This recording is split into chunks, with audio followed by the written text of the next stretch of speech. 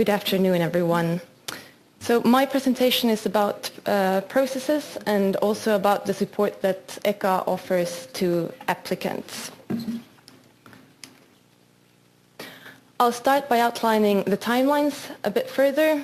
I'll then describe the concept of submission windows, and after that I'll move on to the more support-focused part of the presentation, namely the pre-submission information sessions, and also more information about where to find more material and further support. So this timeline outlines various steps of engagement between the applicant and ECHA. Matti already showed the same slide, but I will focus in my presentation more on the first part of this timeline, so namely the pre-submission information session, which is a meeting, an opportunity for the applicant to request a meeting between itself and ECHA to discuss case-specific issues before submitting the application. And then I'll also talk a bit further about the submission process and when the submission is considered complete. So the initial processing of the application. The applicant submits its application through ReachIT, and within a few days after the submission, ECHA performs a so-called business rules check. If the application doesn't pass this business rules check, then the applicant can resubmit the application.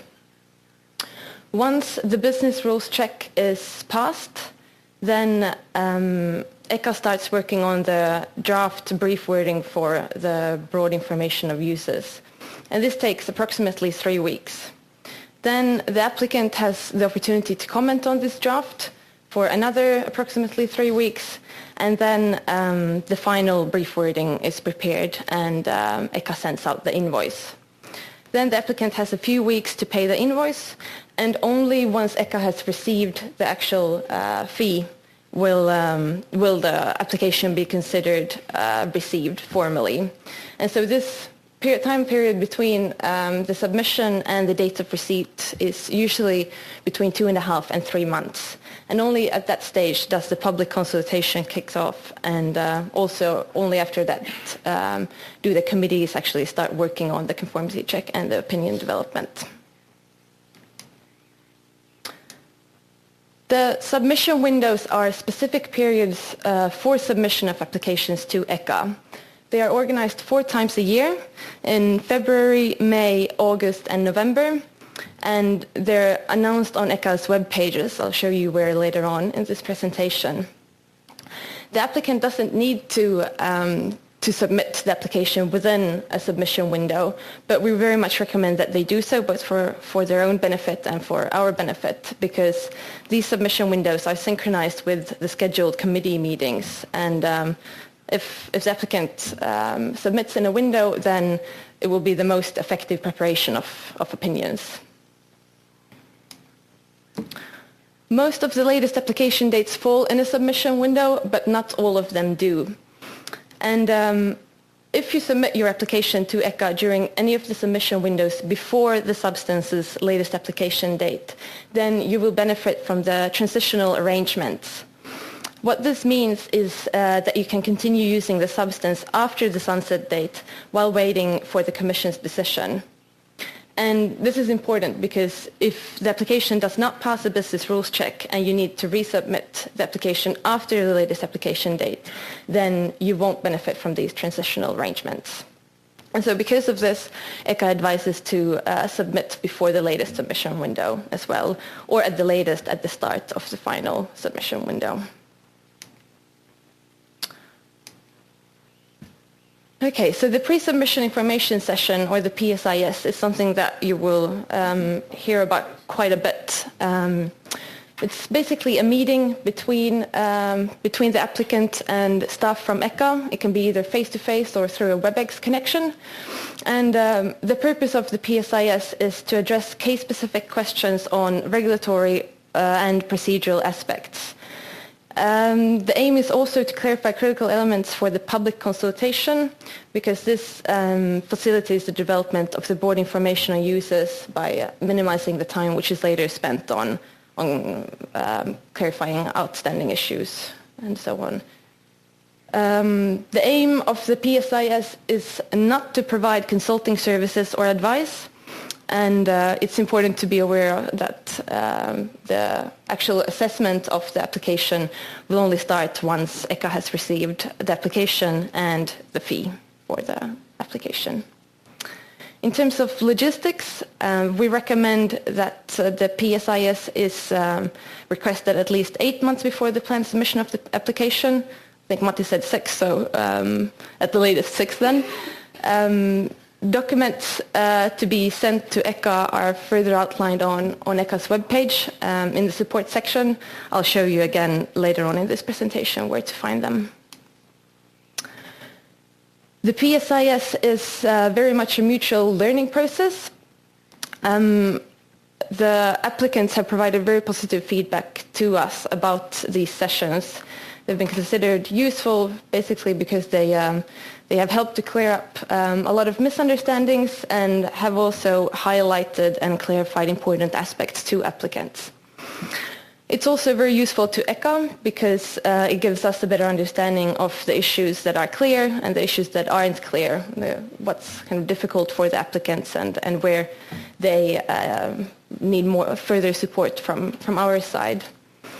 And then, of course, it also gives us a better understanding of what kind of applications are likely to come and therefore allows for better planning from our side.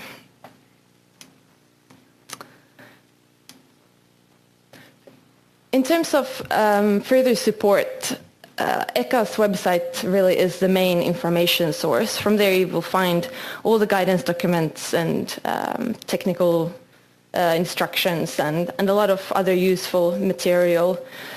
Christian already mentioned some of the papers that are published by the committees, and Tim will talk more about the reference DNLs and those response relationships later on. All of them are available on ECHA's website. And actually only last week we published our new support pages for applications for authorization. And so the link provided up there is a direct link to get to them, and I'll outline them soon. On the web pages you also have a lot of Q&As, and specifically also a whole section related to applications for authorization. So if you have any specific questions, it is quite likely that someone has had the same question before. So we recommend going to have a look and read through them. They are updated regularly as well. We organize seminars, workshops. We have the PSIS, and if you have questions that you want that you can't find the answers to on the website, then the primary contact point is the help desk. We're very much also interested in hearing your suggestions and feedback on issues related to applications for authorization. So you can also send us an email directly to the applications for authorization functional mailbox there at the bottom.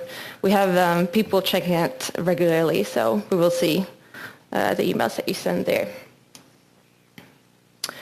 Here are now an outline of the new support pages that I mentioned that were published last week. And so basically it's we've presented the process of preparing an application for authorization in 8 steps from the applicant's point of view. And they're presented in chronological order, starting from finding out whether you are affected by authorization and going through the process of preparing the application, having the PSIS, etc. Each of these 8 steps has a subpage which you can click on, and when you do so you get to more background information about that specific step, and also to relevant links and guidance documents and so on. So this, you have again the direct address there at the bottom of the page, but you'll also get to this page when going to ECHA's main page and going to support, which is on the right-hand side. And there in the top right corner, you can see where to find the Q&As related to applications for authorization. So I'll now very briefly go through these 8 steps to give you an idea of what kind of information you will find. So this is the first one, finding out whether you are affected by authorization. You see that you first have a bit of background information explaining the issue, and then on the right-hand side you have the essential links, which in this case is the authorization list and the list of uses exempted from authorization. The second step is develop an application strategy. So here again you have a bit more information about the kind of issues that you need to consider, such as supply chain coverage, whether to apply individually or jointly, and other things.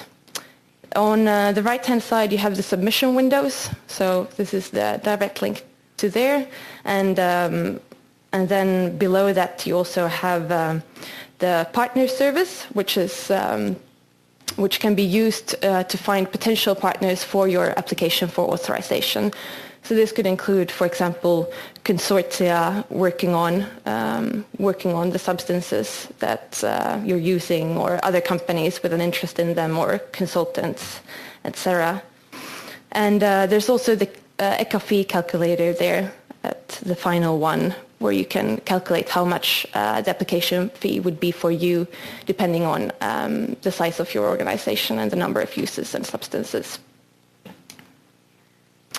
The third step is start preparing your application, and here you have more information about the actual content of the application, and on the right-hand side you have the formats needed to prepare the various reports, you have the guidance documents, and then at the bottom there you have further information, and this is where you find the committee's papers with clarifications on, for example, how they justify the length of the review period, or economic feasibility, and reference DNLs, etc. The fourth step is notify ECHA and request pre-submission information session. So this is where you do it once you are at that stage. Then the fifth step is finalize your application. This contains more information about issues such as confidentiality claims, a bit about Euclid, and there you have the technical instructions again on the right-hand side. The sixth step is submit your application, and this gives you more information about how to submit it in ReachIT and the sub-steps that you need to go through there. And again, you have the submission windows there as an essential links and other material as well.